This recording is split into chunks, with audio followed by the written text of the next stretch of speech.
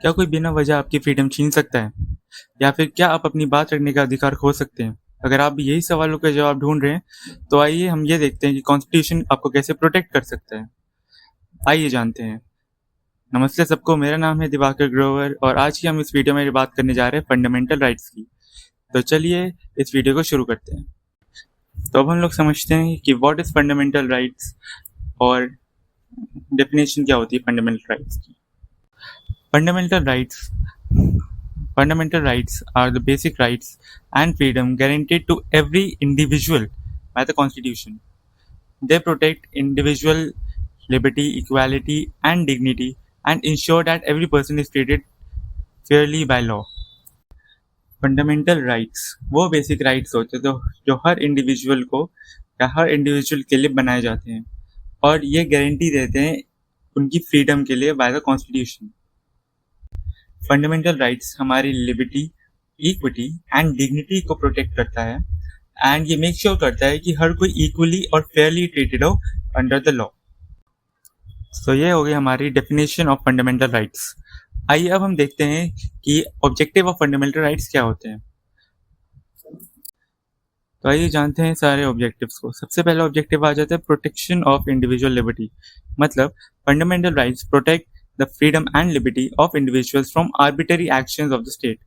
मतलब fundamental rights protect करता है हर एक इंडिविजुअल के फ्रीडम को।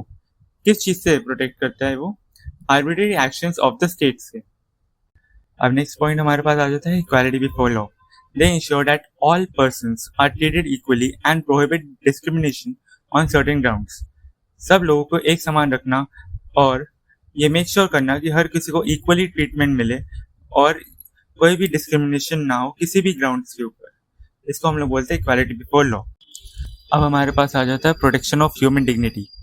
Fundamental rights safeguard the dignity, personal freedom and basic rights of every individual. Fundamental right basically safeguard करता है, बचाता है डिग्निटी और पर्सनल फ्रीडम को और हर वो बेसिक राइट्स को जो एक इंडिविजुअल को मिले होते हैं।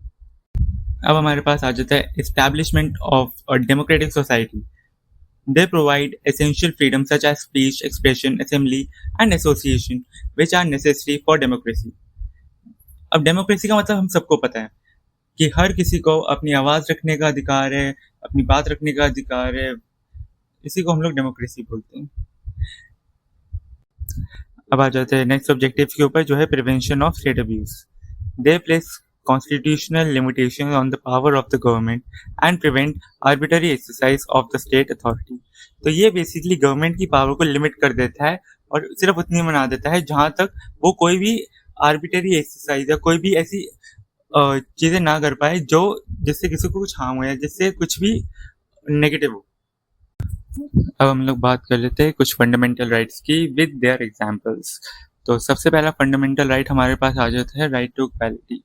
ये कॉन्स्टिट्यूशन के कौन से आर्टिकल्स में है? आर्टिकल 14 to 18 के अंदर हमारे पास राइट टू इक्वालिटी आता है। अब हम लोग बात कर लेते हैं राइट टू इक्वालिटी की। राइट टू इक्वालिटी आर्टिकल 14 से लेकर आर्टिकल 18 के अंदर आता है, रिटन इन द कॉन्स्टिट्यूशन। इसके अंदर ये लिखा होता है कि everyone should be treated equally और कोई भी डिस्क्रिमिनेशन नहीं होनी चाहिए। इसका एग्जाम्पल समझते हैं हम लोग। जैसे कोई भी एक इंडिविजुअल किसी गवर्नमेंट ऑफिस में गया काम करवाने के लिए, तो कोई भी ऑफिसर आपके रिलीजन को लेकर या आपके कास्ट को लेकर कोई भी इस चीज को लेकर आपको मना नहीं कर सकता है आपके काम करने के लिए। सो इसको हम लोग बोलते हैं राइट टू इक्वालिटी। अब हम आ जाते हैं राइट टू फ्रीडम के अंदर। ये आर्टिकल 19 से लेकर आर्टिकल 22 के अंदर होता है हमारे कॉन्स्टिट्यूशन के। इसके अंदर ये लिखा होता है कि हर एक इंडिविजुअल को ये फ्रीडम मिली होती है कि वो अपना ओपिनियन बहुत ही पीसफुली गवर्नमेंट के सामने रख सकता है या किसी के भी सामने रख सकता है बिना किसी रिस्ट्रिक्शंस के।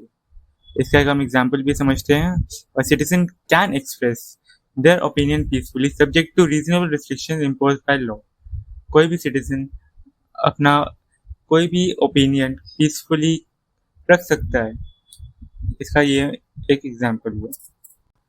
राइट अगेंस्ट एक्सप्लॉयटेशन ये आर्टिकल 23 से लेकर 24 के अंदर होता है ऑफ द इंडियन कॉन्स्टिट्यूशन और इसके अंदर कोई भी ऐसी एक्टिविटी जिसमें जैसे फोर्स्ड लेबर होगी या ह्यूमन ट्रैफिकिंग होगी, ये चीज़ को कम्प्लीटली प्रोहिबिट करता है।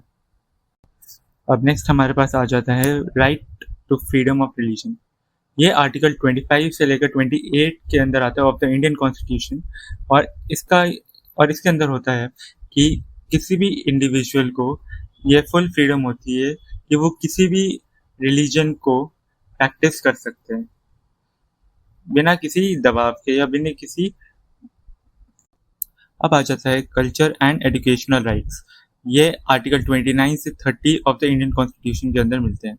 इसके अंदर minorities can preserve their language, scripts and culture.